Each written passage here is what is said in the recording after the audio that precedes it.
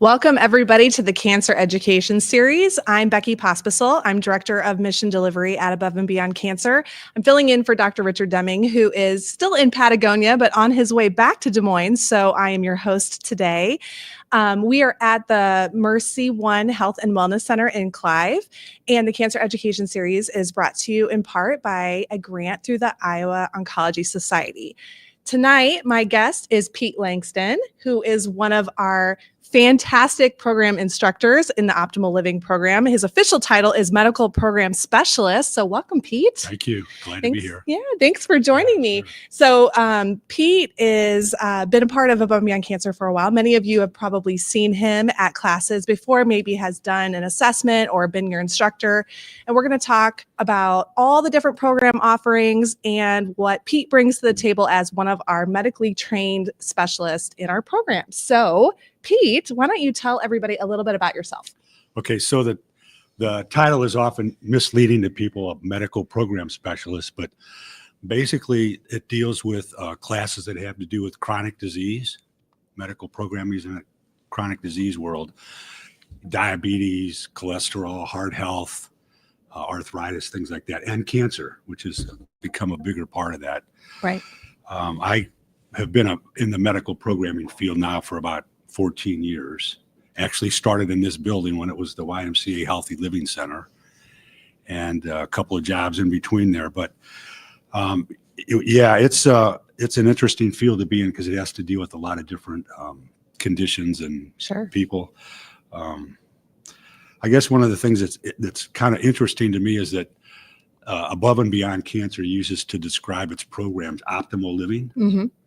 That's a pretty powerful statement there. Optimal living kind of means we want people to live their best life they can. Absolutely. Right? Optimal. Right. And then you look a little further into their mission statement about mind, body, and spirit. So these are things that have followed me around for a lot of years. The connection between the mind and the body and the spirit, and how that kind of the whole holistic approach to good health. So I got the company that I worked for in March of 2020 went out of business. It didn't come back. And I had known Mary for several years before that in a couple of my other positions. And in August of 2020, I got an email from Mary, and I go, oh boy, here we go. She's going to get her hooks into me. She talked you into it, yeah. Huh? So yeah, I was looking for something meaningful to do. And I was more than willing and glad to accept a position with Above and Beyond Cancer, and to kind of help Mary and the program continue some of the model that I've been used to in this medical programming world. So let me ask you a question, Pete. What drew you to helping people that have chronic conditions or cancer? What was the draw to getting into this field? That's a great question. The personal training world, which is where I first got a certification, was I don't know. It really wasn't challenging enough. I consider myself not the brightest guy, but I figured out, I'm getting older. I'm part of an aging population, and they need a lot of help. They got into situations that they didn't want to be in, and part of that was the culture or society that we've grown up in. And I thought, unfortunately, if I do good in this, there's job security. Yeah. Because there's a need for it. Yeah, there's such a need for it. Mm-hmm. So I thought, what can I do to help this kind of population? And I started looking around, and I saw that the YMCA at that time in this building had the Healthy Living Center. And I kind of explored what that was. And I came out here initially to interview as a personal trainer. And I started talking to the lady that ran the medical programming part of this. And by the end of that, I said, this is where I'd like to be. And she said, okay, let's go into it. But it was basically to kind of help a market that I thought at the time could really use a lot of help. That's great. Yeah. And definitely our target audience at Above and Beyond Cancer as well. So yes. Very cool. So, so Pete has been with us for several years now, and 4+. We'll just say that. So that's technically a lifer, right? You're with us now, right? Seems like forever. No, I'm just kidding. So that's tell us, great, yeah, I'm sure it does. So tell us a little bit about what your role is at Above and Beyond Cancer. So several different roles. I do teach 2 classes. I teach what a class called Recovery and Beyond, which is kind of an intermediate level class that we have. I also teach one of our unique programs, which is pole walking. It's a unique form of exercise that we found out about. And then in the last probably 3 years or so, I've helped our program director, Mary, set up new programs, train new instructors, help support our instructors. I do a lot of research and try to come up with the latest trends in medical programming and especially cancer. So those are kind of several different things that I do for Above and Beyond Cancer. A lot of things that you do. Yes. So you talked a little bit about Recovery and Beyond. So that was one of the programs that you taught prior to being with Above and Beyond Cancer and brought that program to our Optimal Living program. Is that correct? Yeah. Yes. In my previous job, I actually helped myself and 2 other people develop that curriculum for that. And I would mention now that in the medical programming area of Above and Beyond Cancer, which we have about 5 different classes that we teach. Some of them have more than one. We always use evidence-based research, well-researched programs and studies. And then we develop what we call outcomes-based programs. So we're able to assess and study how those classes affect people. So I worked in my other position with a couple people to actually develop the Recovery and Beyond class that we use now. Yeah, I think that's sometimes a worry for people that maybe are in their cancer journey and maybe they're uncertain if exercise is a benefit to them or if it could injure them in their recovery. So explain to our viewers what your role would be in getting somebody in the right class if they decided they wanted to start a class with Above and Beyond Cancer. So the way they enter one of our programs is typically we will get a referral. Most of those come from cancer doctors, either at Stoddard or Mission or Mercy or one of those places. Occasionally we'll get a referral that might be, we teach in the YMCA, it might come through the YMCA or some other organization. So we'll take that referral and we'll set up what we call a first referral meeting. And we will actually meet with them and we'll do a series of assessments, both objective and subjective. Areas that we deal with. We'll do a fitness test, a range of motion test. We might ask them what they've currently been doing, exercise-wise or whatever. And then we have a number of criteria that would lead us to believe here are some programs that may be appropriate for you. Okay. One of the things we've kind of learned, and I got this in one of my coaching classes, is we need to meet people where they are. Yes. And that's very important. Some people are class people. Some people are not class people. Some people have a different level of functions. Some people are morning people. Some people are evening people. I mean, there's all these things that can go into that. So we've got to kind of figure out from this assessment or first referral what might be most appropriate for them. That's great. And then make suggestions, and then hopefully they'll kind of let us know what they think would fit them best. That's great. Yeah, that's great. If you're working, we get referrals from doctors. Also, nurse navigators can make referrals to our programs. So you can be rest assured that Pete and his team, they really take a lot of time and make sure that they are, like you said, meeting you where you're at, finding a program that's appropriate for you during your recovery, wherever you're at in your cancer journey. We call you a survivor from day one of diagnosis. So anywhere after that referral, Pete and his our other program instructors can assist with that. And so you talked about some assessments. And so you're going to do a pre-assessment to kind of see where they're at, what their fitness level is, what their interest is. And then let's say they start one of our evidence-based classes. How does that look moving forward? Let me back up a little bit with something that you said. So there's myself, Mary Van Hoekelem, our program director, and another lady. We're the 3 that do the first referrals. Yes. We all have a pretty extensive background. We have excellent cancer certification training, certifications, personal training, and several other areas, balance and things like that. So that's how we can kind of assess. Nice. and what you said about they shouldn't have to worry or be concerned. We're pretty well trained and certified in trying to pick those things out. So yeah, that's great. That should ease people's minds too, knowing that you're taking a class with someone that has a medical certification, so you can feel confident knowing that that person is aware of your needs and where you may be in your recovery and how they can make adaptations to the class so that it's appropriate for you and you don't get injured, right? yes. Yeah. Very nice. So what we kind of look at is we have some different levels of programming. I kind of alluded to that earlier. We would have low, our beginning area, which is basically we have an aquatics to restore health class. Very popular class. Yeah.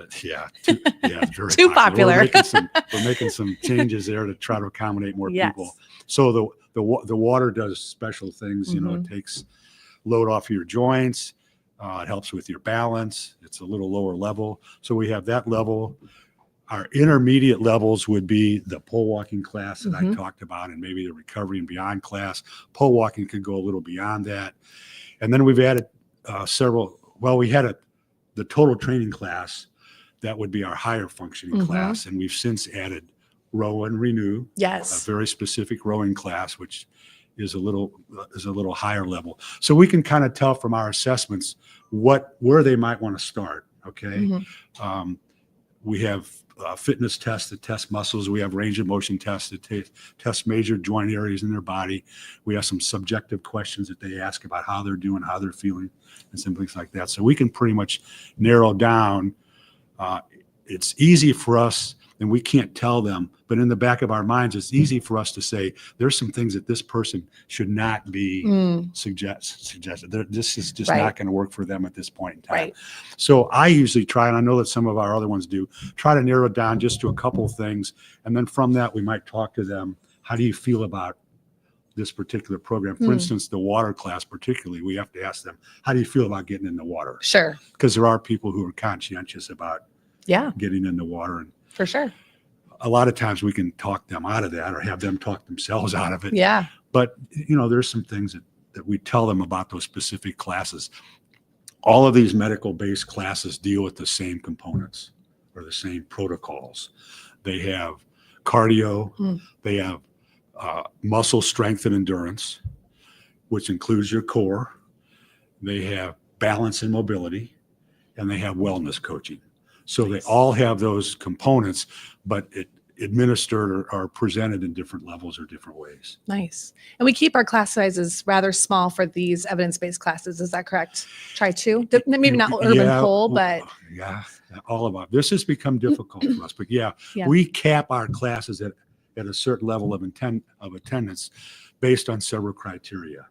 The biggest criteria would be the instructor's ability to properly coach those people in the class. And there's a lot of eyes on and modifications that have to go on. The second one would be the amount of space that class is going to operate in, be it a classroom at the Y or even outside with pole walking, which in that pole walking we get this accordion effect. So we have to be able to control that. Sure. So we need to take all those things, into mind when we do this. But what's happening lately is, for those of you who don't know and why this has become more of a challenge, is that Iowa is now ranks number one with rising incidences of cancer, number one in the nation, and it ranks number two overall in cancer. Yes. The other thing that's happened over the last couple of years is they used to not recommend exercise during treatments. Which is crazy. That's wild. Yeah, I would have explained it a little different than crazy, but it is kind of crazy. But now the evidence is out there. It started in about 2022 that your body needs to move, and that exercise under proper supervision during treatments helps with some of the side effects. And, just to use it, they can be nasty. Yeah. Right. Yeah. You get chemo brain or brain fog, you get neuropathy, you get lymphedema, you got all these side effects. And for a body to go through the intensity of a cancer treatment and then go home and sit, looking back, it's easy to look back, but that probably didn't make a lot of sense. Sure. But they've done enough research now to know that So Yeah. these caps on classes have become more important. But we've instituted a policy or a procedure to be able to deal with that. And we Sure. have this graduation policy Yeah. where we'll work with people after a while to try to self-manage themselves, Mhm. which is very important. We can't be with them all the time. So at some point in time, we might have a conversation that says, either from my observations as an instructor or your assessments, Mhm.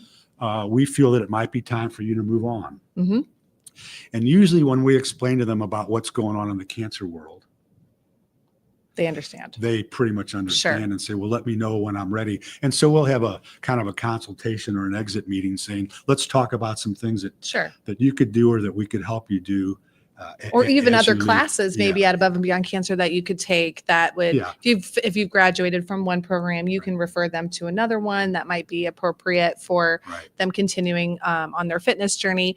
You know, they're part of the Optimal Living program is we do offer a 12-week scholarship at the area gyms that we partner with, the YMCA and Trail Point.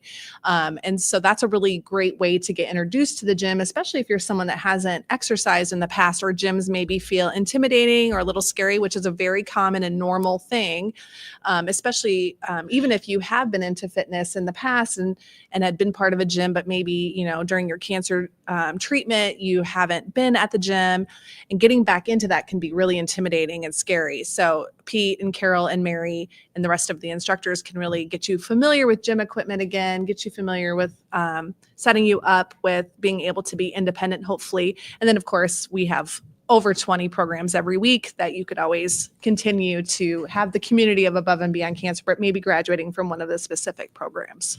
And back to this meet you where you are. Mhm. We also can prescribe or set up at home or in neighborhood programs for them if they don't want to continue in one of those facilities. Yeah, that's great. Yeah, so they've got options. Nice if you're moving away from the gym and or maybe transportation is an issue. If, you know, Pete and his team can set you up with something that you can do at home that maybe doesn't cost anything. If cost isn't, you know, maybe having a membership isn't in the cards right now. So there's plenty of exercise that you can do that doesn't cost anything. And Pete and his team can help you with that as well. Very cool. The other thing we're dealing in the medical programming world, and it also has to do with who comes into our class and what we do with them, is that 42% of adults have a chronic disease. Wow.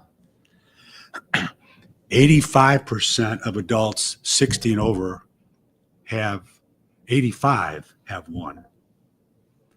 And 60% of them have two or more. Wow. So we're dealing with a whole lot of different things here. They don't just come in with cancer, Right. which is our main focus. That's Sure. what we have to deal with first. But we have people that have these other chronic diseases, arthritis, diabetes, heart health. So we have to deal with them. But again, we're trying to get them to eventually self-manage themselves. And that helps them, you know, the knowledge that we provide or what they get in class, Sure. you know, they feel more confident when it's time. So let's say somebody is brand new and they want to start one of our beginning level classes. Maybe explain to our viewers what like an entry level class would look like, and then how they could maybe work themselves up to total training, which I've taken a total training class and it's quite difficult. Like it's challenging. Yeah, it's definitely a workout level, yeah. for sure. So maybe explain what a class, like how long is the class? Are they lifting weights? What do they expect? Excuse me, I just thought of the other thing that's been helpful for myself and probably Carol, who's the other lady that does this, is that I've subbed in all of those classes more than once. Yeah. So when you do that, you get a feel for that class. So when I say I know what total training is like, you do. I've subbed for that, and Yeah. I'm walking out of there going, oh man, I got my own workout, even though I was only teaching. So yeah, it's great that we have these levels that they can progress through, or that we can, even if it's the first time, send them to that level. So. So let's take somebody that comes in that has some balance issues. They might be in treatment and they have the chemo brain where your memory or even your ability to remember things is impaired. Maybe their muscles are deconditioned or atrophied because of what they've been going on. We would say, okay, let's get in the water. People don't realize the resistance that water has. And they're using styrofoam versions of dumbbells Okay. or they're using a pool noodle. Sure. And I can see I used to teach that class and I still sell. I can see them kind of looking at, like, This doesn't look hard. What's this? So when you're in the water and you start pushing that styrofoam dumbbell down in the water, it's like, oh my gosh.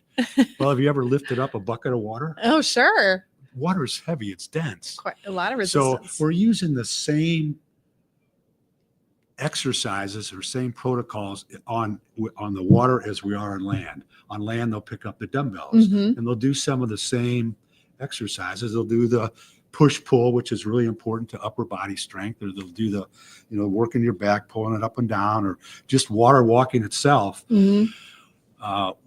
Aquatics classes, our specialty class, or anything in the water. The other thing people don't realize is that's a big core engager. It really, because you got to stand up straight in the water and you got to move around in there. Some of them have to go up against the wall at first, and we try to move them out into the water. But there's a lot of benefits, even though it's our lowest level class and it's in the water. There's a lot of benefits. I think the thing that we struggle with is that we're land-based creatures, and a big part of all of the classes we run is the community aspect or socialization. Right. And it's kind of an organic thing. We don't necessarily engineer that.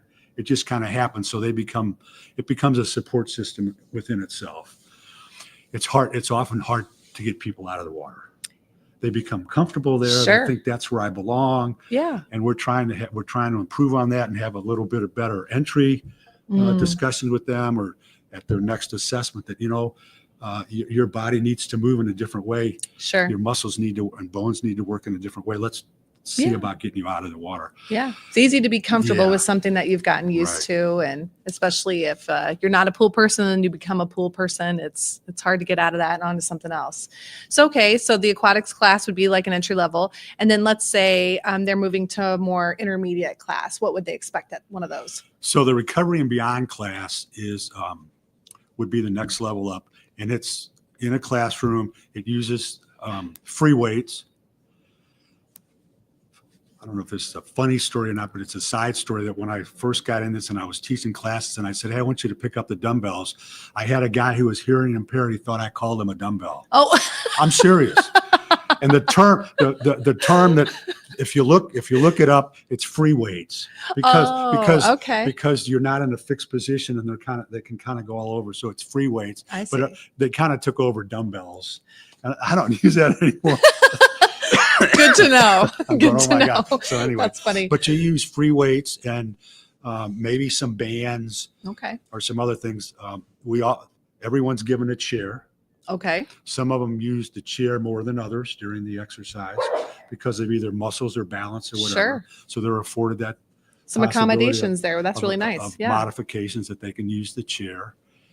And it's a medium level or intermediate level class. And it's basically, hey, it's kind of like a workout that you would get in the gym or from a trainer, where you're doing multiple reps, sets, rest. There's some cardio involved in there. There's a lot of balance in there. Some of our classes, mine in particular, I call them my toys. They'll use what we call mini hurdles or rings or ladders or different kind of things, because balance exercises using those muscles is one thing. When you add the mobility in there of those things, that's a whole different ball game. One of the things we do, and I know that some of us in the room probably remember this back in the high school dances when you went down the line and you had to do this crossover thing, grapevine.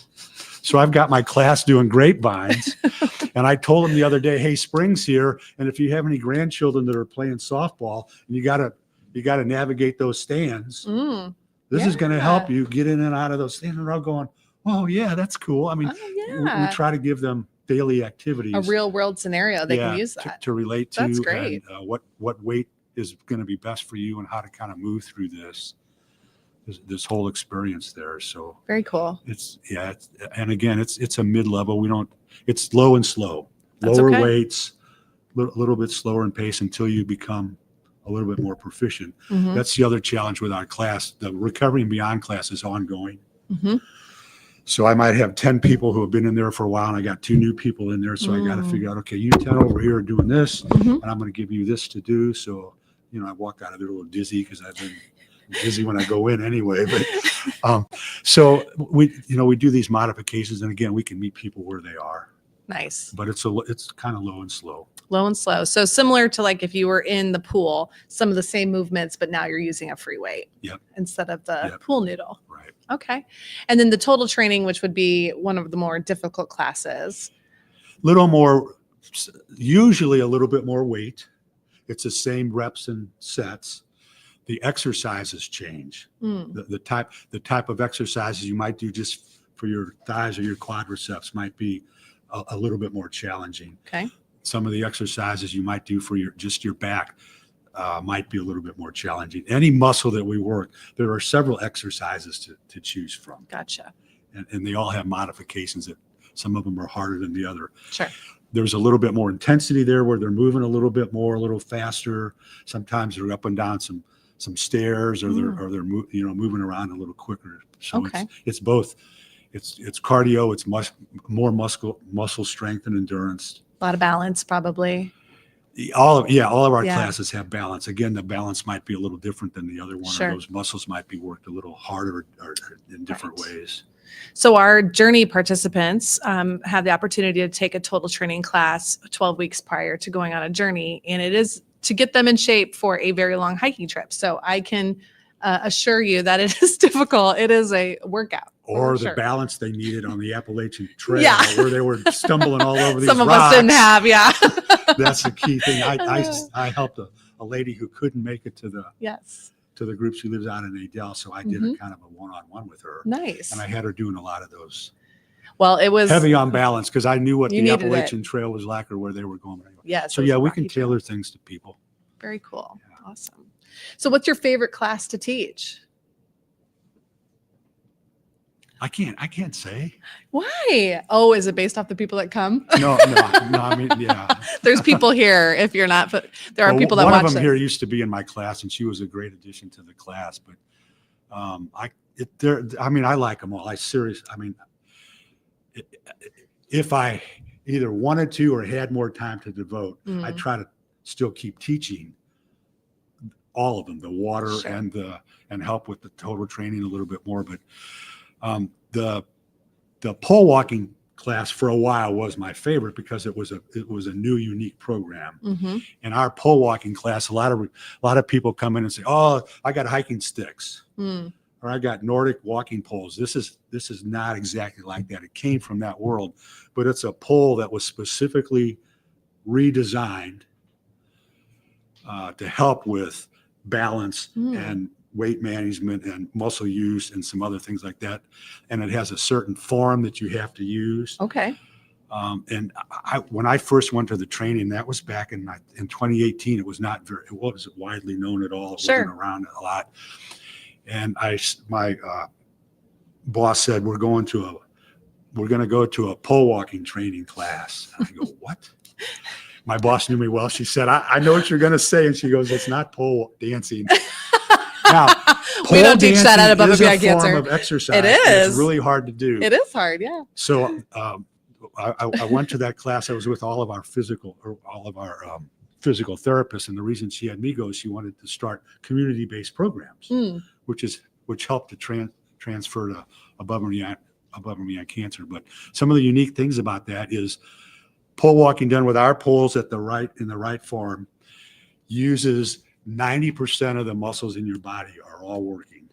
Wow. The next closest thing that we added was that row and renew class. Yes. 86%. The next closest one would be swimming or walking. Okay. So this pole walking thing, by using 90% of the muscles in your body, you're burning more calories, you're getting better balance, better stability, you're getting more muscle tone. So, I was really into that for a long time. I still love teaching. Sure. It's a great class, but the Recovering Beyond class has got its own place. I still sub every now and then for the water class. I'm glad to get back there for those people. Cool. So don't ask me that. Okay, question I won't again. ask you, but I will ask you a question They're about all really good. So. about pole walking. Oh, yes. Okay. So urban pole walking. So a lot of people just feel like it sounds like maybe it's an organized walk through the woods or down a path, but you're saying there's a lot more to it, right? Yeah, and I did some kind of what I would call informal observation or study when this first came out. I think there was some either intimidation or kind of what is this going on? Sure. I'm not. Yeah, it's not a familiar Yeah, term, it's right? not, pole wire. It's been more marketable. It's physical therapists have taken it on. Other gyms have taken it on. I knew I should have brought a set of poles, but I didn't. So it's got a specially designed handle. The walking sticks or hiking poles that you go out and buy at the store, it has a strap on them. Mm-hmm. We took the strap off because we have people that do have balance problems, or sometimes they have cognitive problems. If they stumbled or fell with a strap on the wrist, the outcome's usually not good. By doing that, we also redesigned the handle. It's heavier, it's beefier. It's got what we call an ergonomic design. So when you grab this, you can have a light grip on it, and Nice. it's not gonna come off. Okay. Because people with arthritis or Sure. peripheral neuropathy in their hands, they can't have that hard grip for an amount of time. Sure. Yeah. So the shaft or the long part of the pole is heavier, it's beefier. Most poles have at least 2 adjustment places. Ours only have 1. Okay. We got this big, heavy boot on the bottom, and it's got this curve to it that's, again, ergonomically designed. So when you walk, it follows your walking stride. It's really unique. That's super cool. You don't bend your arms. You keep your arms straight. You got to stand up straight. You got to think about this. It's Very cool. It's a really unique. It's got a lot of benefits. So if someone wanted to try urban pole walking, do they need to buy a set of poles to try the class, or can they borrow?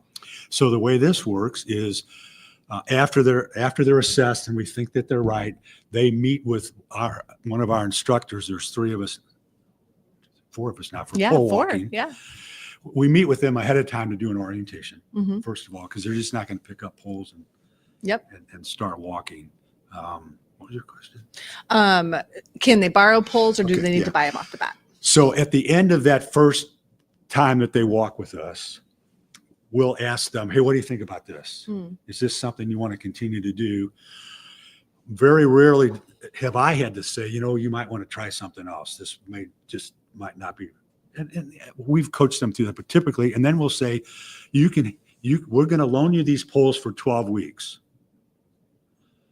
And at the end of 12 weeks, you're going to either have to buy the poles and stay in the class or go out of the class. So both our assessments are built on 12 weeks. The poles are built on 12 weeks. That is a normal time for somebody, for normal adaptation to a new exercise or even a current exercise program. It takes about 12 weeks, depending on what your condition is or where you are. So it's built on those 12 weeks. That's good to know. They can know that after 12 weeks, they've adapted to this and this will work for them. And you can actually buy the poles that you've been using for those 12 weeks, Yes, correct? yes. Yeah, which is nice. So you don't have to start over with a new set, Right. which is pretty cool. Okay, great. Well, what else do you want to share about optimal living? You are a wealth of information to everybody, and hopefully this is helpful before we start asking our huge crowd of people that are here tonight any questions that they have for us. I might want to revisit a couple things here real quick. Yeah, sure. So the mind, body, spirit. Yes. Imagine a 3-legged stool. Mind, body, spirit. If one or more of those legs aren't working right or functioning right, guess what? Tips over. Yeah, it doesn't work right. Right. It's not where it needs to be. So if you look at somebody's health, their whole health, mental, physical, all that kind of stuff, if any one of those isn't working or in sync with the others, their health is not good. Their Right. quality of life is not good. So that's why we're not. I'll tell you right now that the YMCA also uses mind, body, and spirit, and I've seen some other references to other places. People in the fitness business or health business, coaching business, they know this. It's a mind, body, spirit connection that makes for a healthy lifestyle, right? Yes. So the 3-legged stool, I keep that in the back of my mind, and we have classes that address just 1 or 2 of those, and we have classes that address all of them. I mean, Right. the mind, body, spirit thing, and say the recovery and beyond class, they're getting big time body. We've incorporated mindfulness and breathing and diaphragmatic breathing and some things like that, and anecdotes and personal stories that help them with that. And the spirit thing kind of fits in there too. Are you connected with something larger than you? That's kind of the spirit thing. It's not necessarily faith-based, but it could be, are you connected with something larger than you? So those are things that I think are really important and somewhat unique to the Above and Beyond program that we have. We've got a whole new emphasis we just started on quality of life. And I'm going to actually do an instructor training on May the 7th to help them administer or conduct a quality of life survey that we have. So when they come in, and then every 12 weeks, they take a 9-question survey, and it talks about physical health or strength, stress, fatigue, anxiety, socialization, spiritual things. They answer these 9 questions on a 1 to scale basis. That's great. Because there are a lot of studies out there that have dealt with quality of life. Interestingly enough, I've been working with a really sharp intern from Drake. He's a senior at Drake. They are very well versed in research. What are the places to go for valid research? And there's some places out there on the internet that they're either lobbying for something else or they're not quite as valid as others. And as they have to do a senior project, he was able to get their senior project, him and the 2 ladies that work with him, to do it on cancer and exercise. Oh, cool. And they measured 20 different areas related to it was bone density, it was strength, it was conditioning, it was aerobics, it was BMI, it was all this stuff. It was quality of life. And he did this pie chart to show all his results. Almost 3/4 of the pie chart, I got to back up. They used 20 references, and 10 of those out of the 20 used quality of life, and that was about 3/4 of their pie chart with all those other things. Wow. It's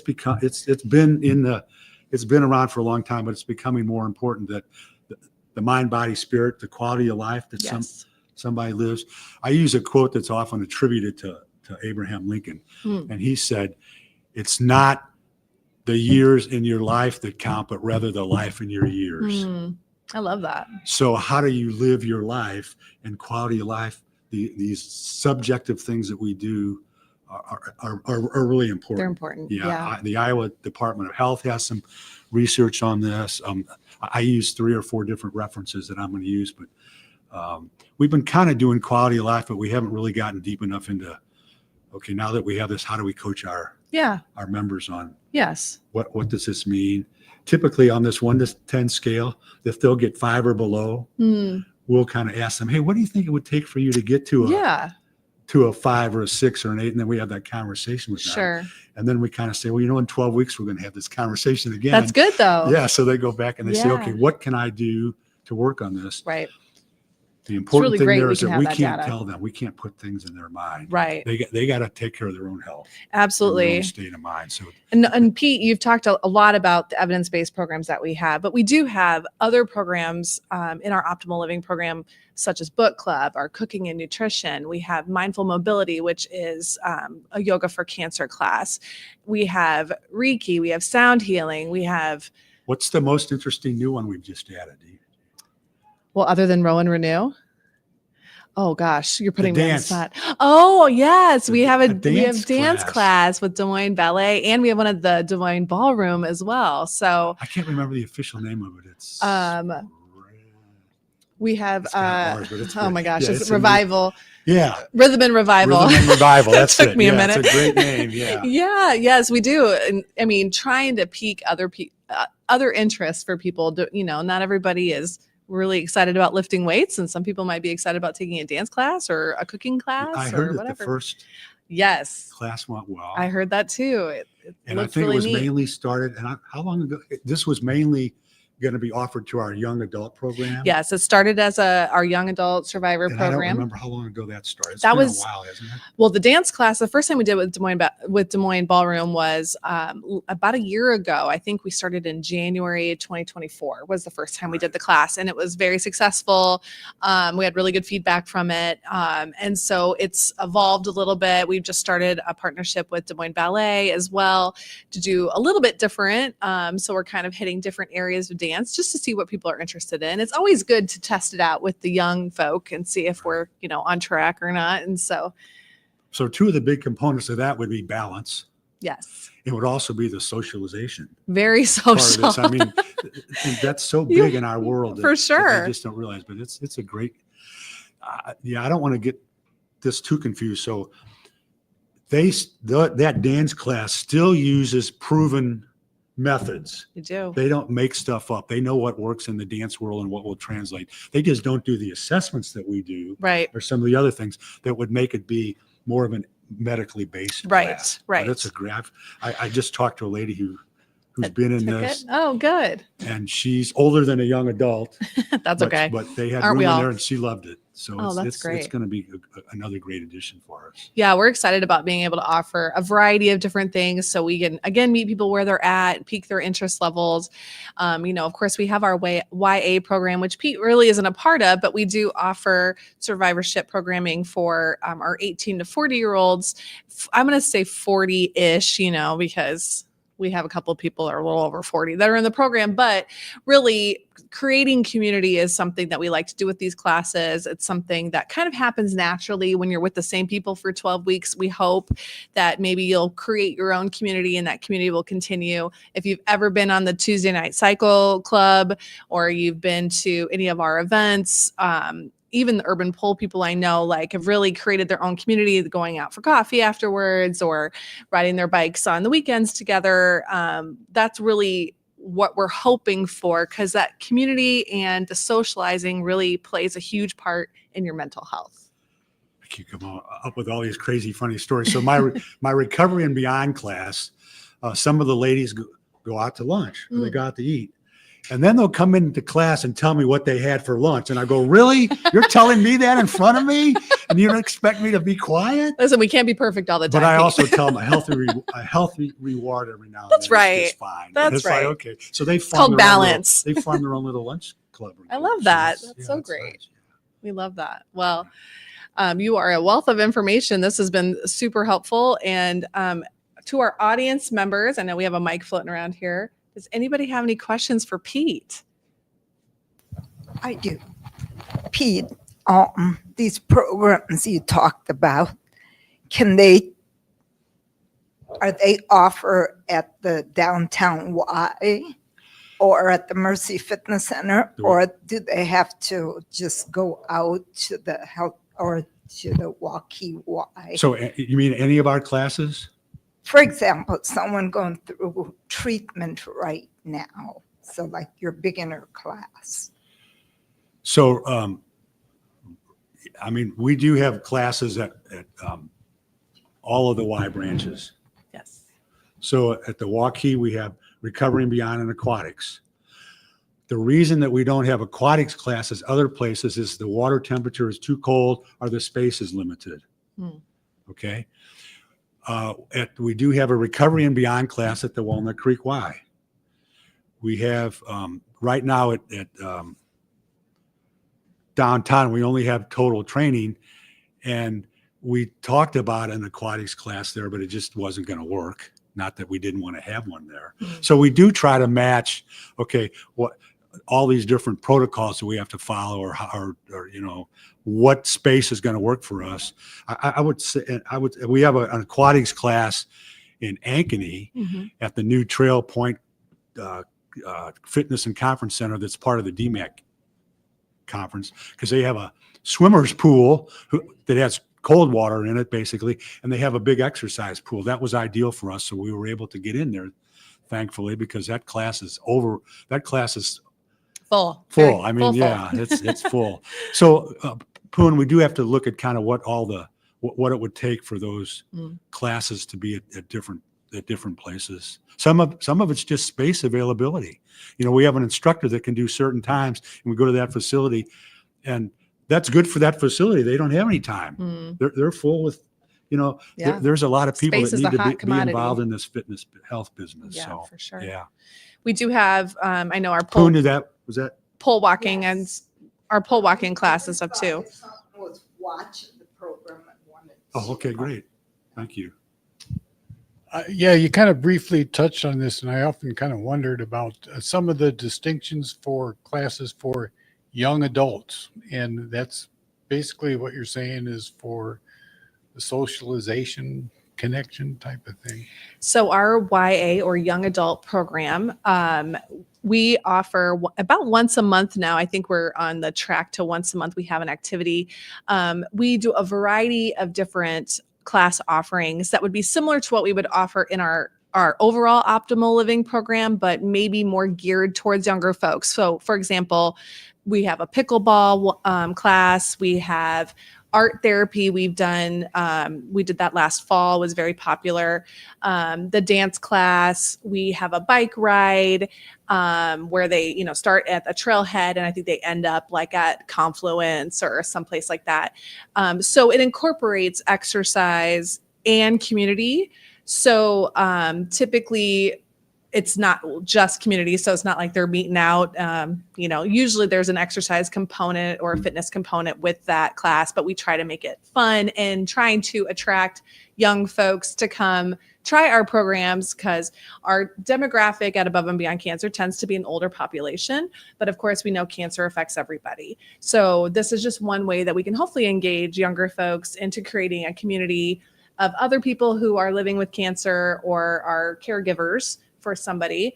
And with our YA program, we encourage them to bring a friend along, get them involved in our programming. And I can tell you our YA program participants have expanded outside of the comfort zone of just the YA programs and have started coming to more of our optimal living programs, which is what we want. We want them to be a part of the community.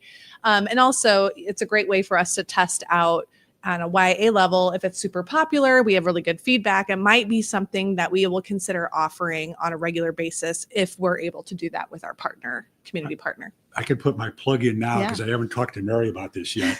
But I've been thinking recently about this because I used to deal with a younger population.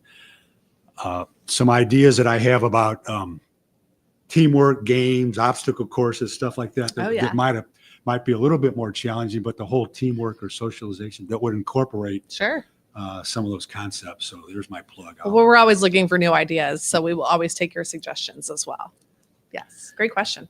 I've got a couple of questions.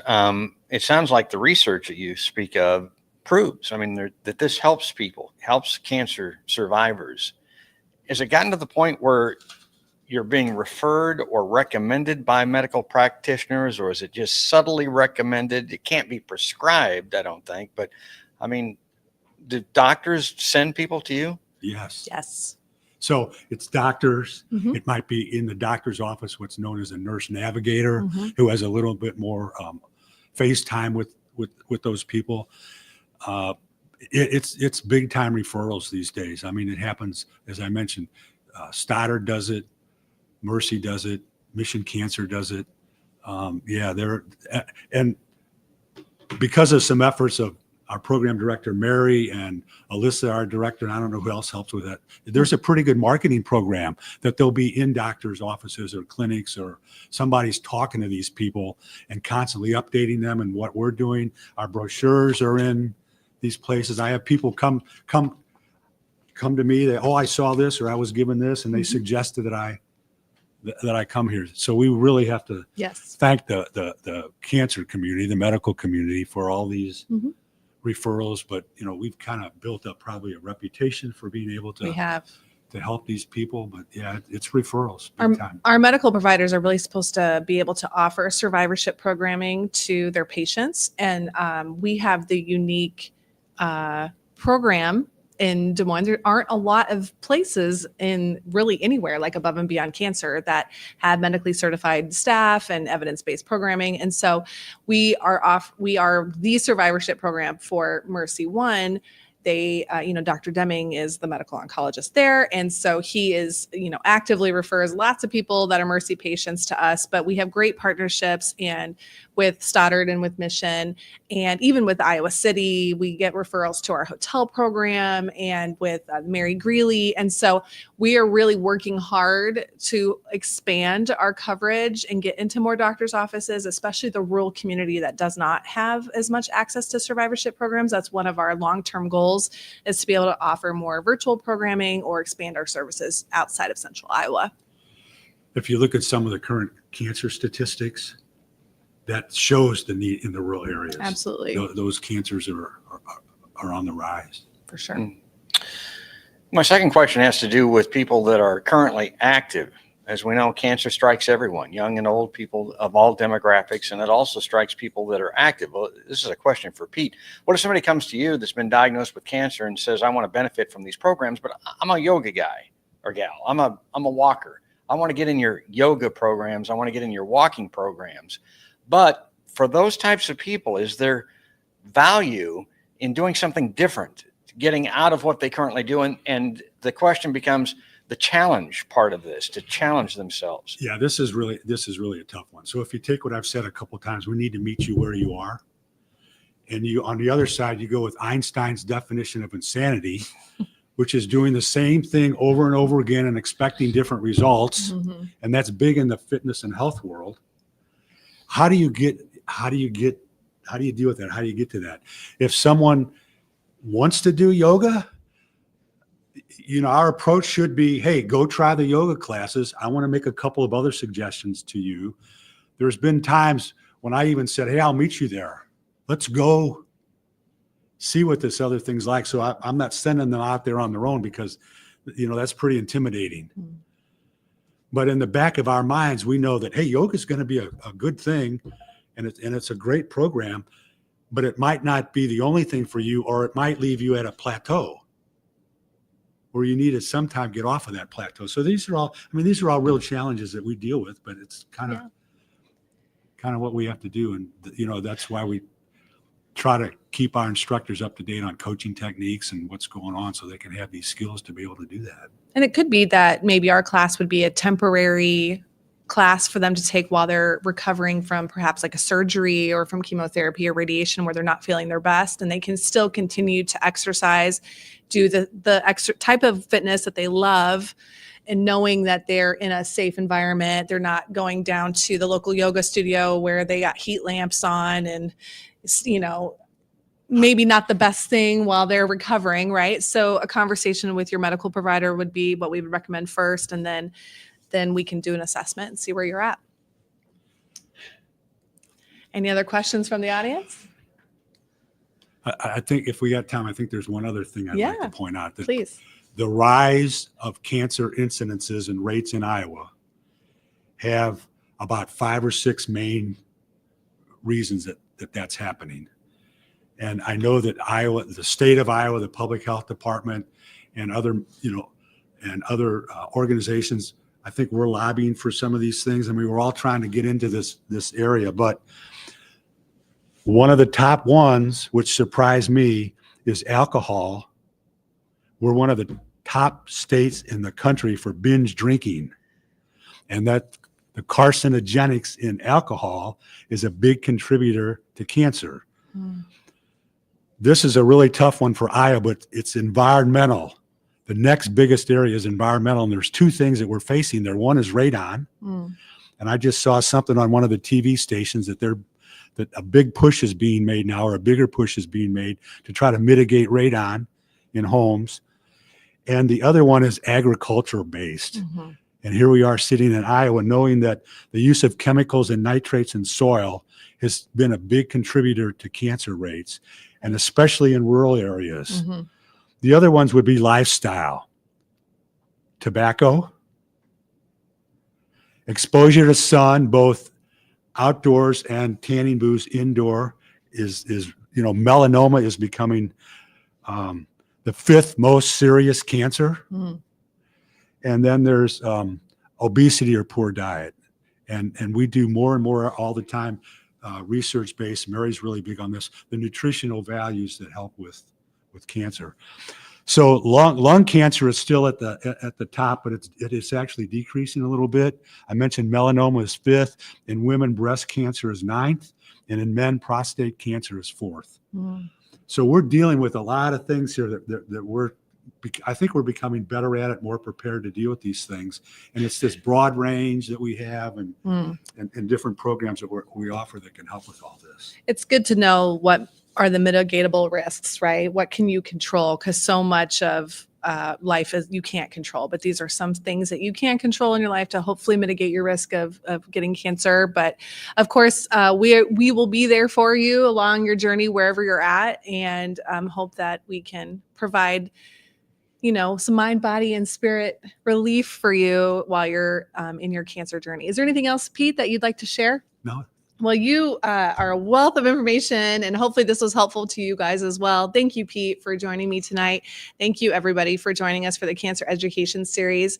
The Cancer Education Series will be live on our Facebook page and also on our YouTube channel, available at any time for you to watch and share with your friends. Thank you for being with us tonight. Good night.